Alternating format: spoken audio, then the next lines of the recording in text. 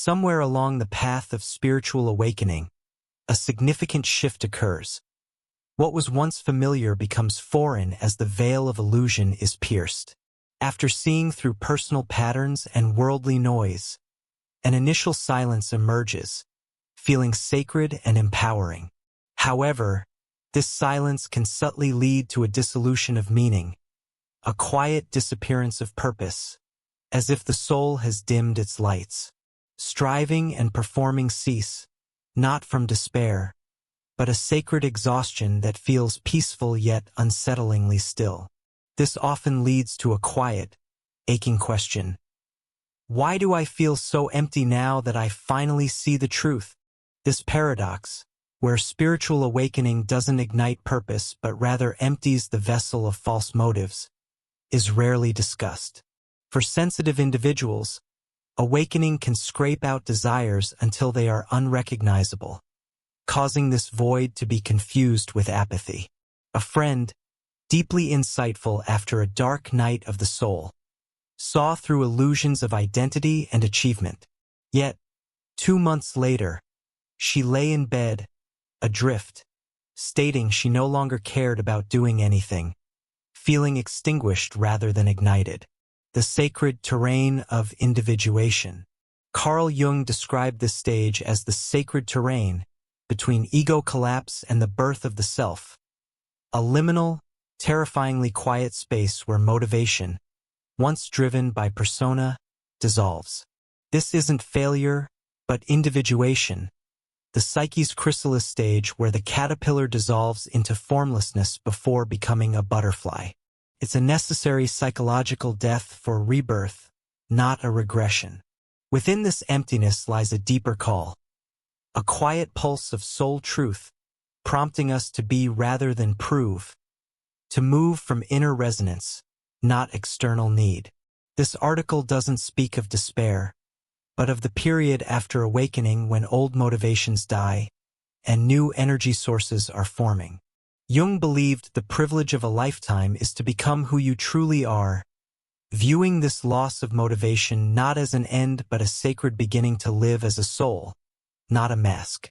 Jung, the architect of analytical psychology, understood this strange and silent fog before it was widely discussed in spiritual circles. He didn't romanticize it, instead speaking clearly about the soul's descent into its own depths. Enlightenment, Jung wrote, does not come by imagining figures of light, but by making the darkness conscious. This profound truth reveals that true awakening strips you, unraveling the false self in a slow, sacred death of who you believed yourself to be. This internal collapse is far-reaching, as former ambitions for achievement and recognition begin to fade. The process of spiritual awakening dissolves former timelines, goals, and even identity structures that once defined life, as they fade like illusions in the light of a deeper truth. It's crucial to understand that the ego doesn't vanish. Instead, it becomes disoriented. The old script is gone, but no new one has emerged, resulting in a profound spiritual limbo. You are no longer asleep, yet not fully awake to what comes next. This is what Jung called the nigredo, the blackening phase of alchemy, where the ego is dismantled, but the self hasn't yet taken its place. In modern terms, it appears as demotivation, but in Jungian language, it's a sacred pause, an in-between space where the soul retreats inward to rewrite its myth. Our culture often fears this silence, seeking to pathologize, numb, or medicate it, because it struggles to comprehend transformation that doesn't resemble progress. However, this experience is not regression. It is initiation, a sacred descent, not dysfunction. It is not clinical depression, though it may share its shadows, but rather the soul refusing to participate in a life it no longer resonates with, what Jung saw as the beginning of individuation, the sacred becoming of the true self. Most people don't discuss this ache after the light, this silence after revelation. Yet, this silence is not empty. It is formative. Learning to be still within it, to listen to its demands, can reveal that what seems like demotivation is actually the onset of a deeper alignment. The world may suggest you are lost, but Jung would argue you are being reformed by something far more authentic. If you've been adrift in the haze following awakening, staring into the stillness where your spark once burned brightly, know that you are not broken. You are undergoing a profound psychic shift for which our culture lacks a name, a metamorphosis so deep it reconfigures the very architecture of your inner world.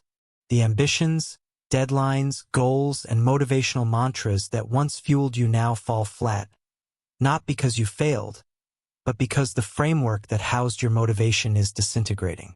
Carl Jung foresaw this unraveling long before it became a digital topic. For most of your life, your energy originated from the persona, the constructed self, the mask worn to navigate the world.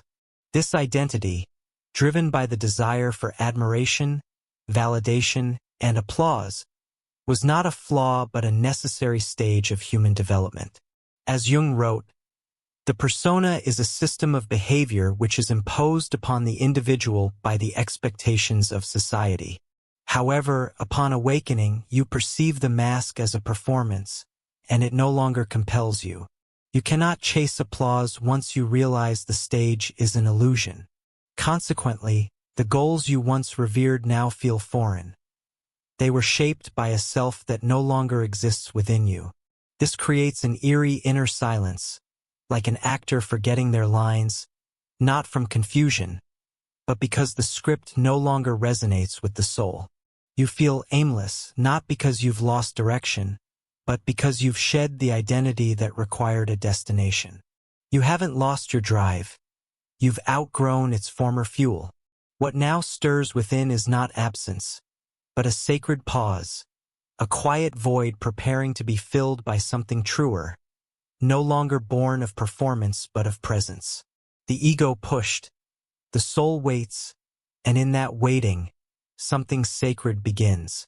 Carl Jung believed that the aim of life is not to exalt the ego, but to integrate it into a larger, deeper psychic totality. We are not here to serve the ego's desires but to refine, temper, and align it with the self, the transcendent center of our being that connects us to the greater whole.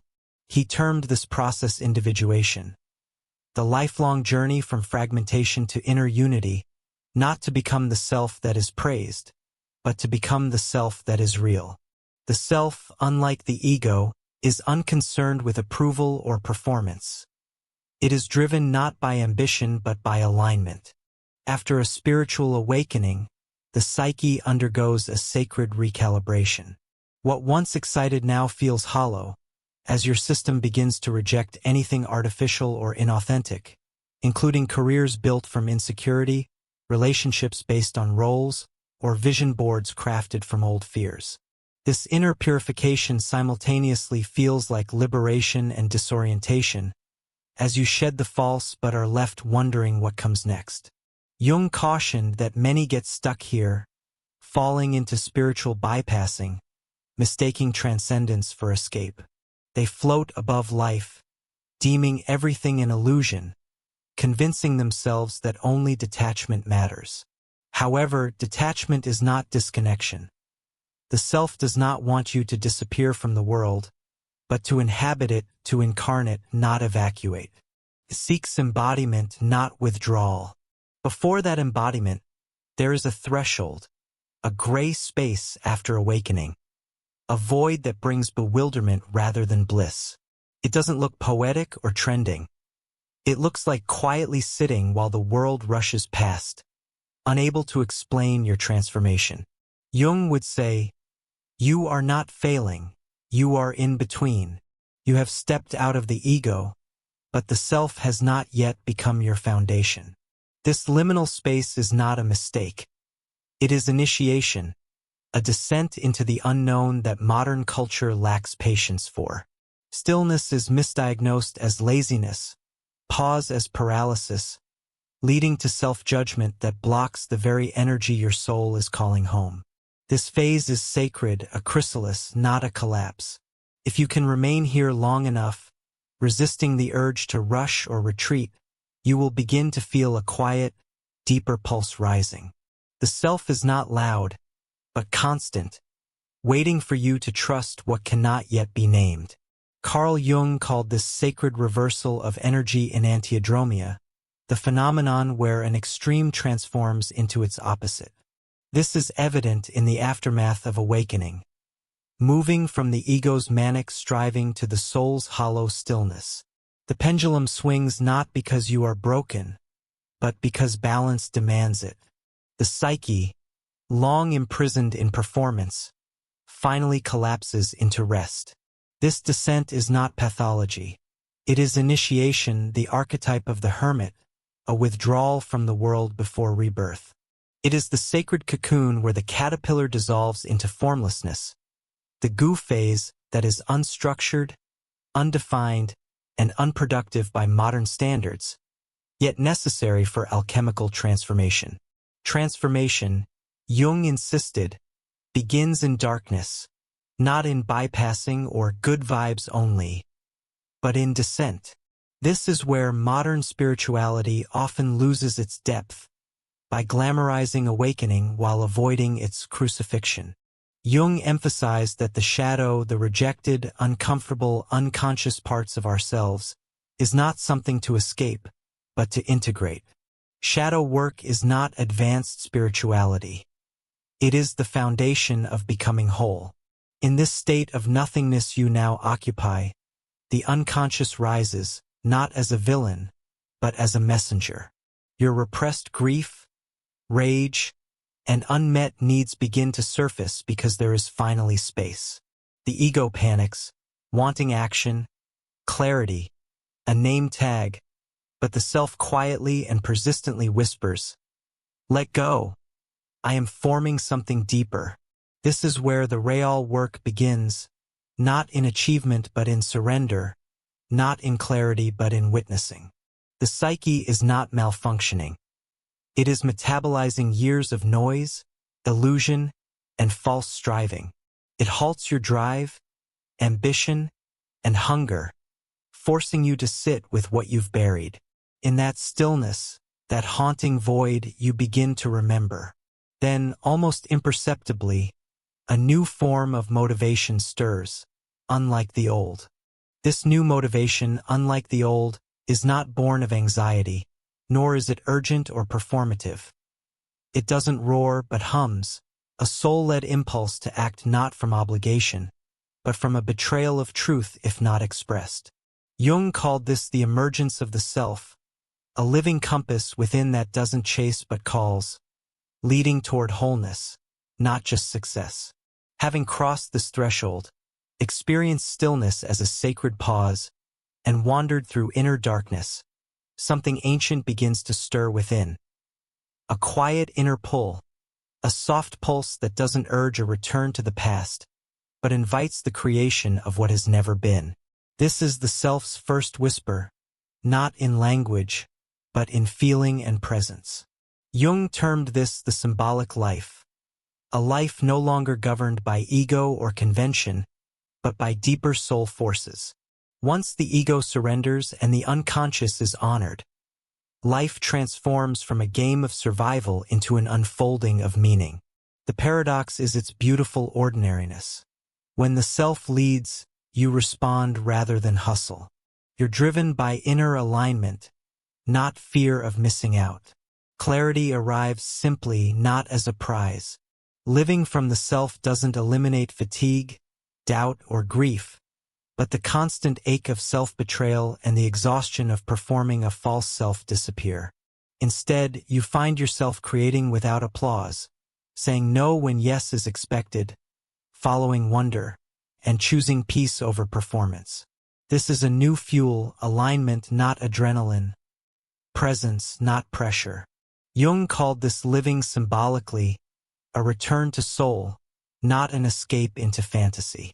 You begin to trust the language of dreams, gut instincts, symbols, and synchronicities, turning life into a dialogue with the unseen.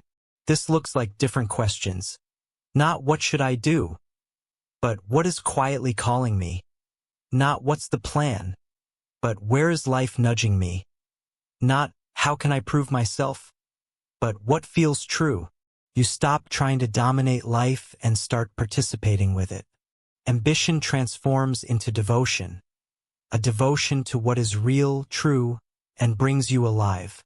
Strangely, this devotion moves mountains, getting things done from a place of wholeness, not depletion. Now, it is sustainable, soul-powered. This is the self's motivation, not to impress, but to express, leading you to create, teach, heal, and serve, not from obligation, but from a resounding inner yes. If you've wondered where your spark went after awakening, remember it's not gone. The old fire burned away for a deeper, unwavering flame to emerge. Jung promised depth, not ease. If you are reading this, you are on the path. This is not the end of your awakening, but the beginning of your becoming. If this message resonated, your story, however unfinished, can be a lantern for someone else.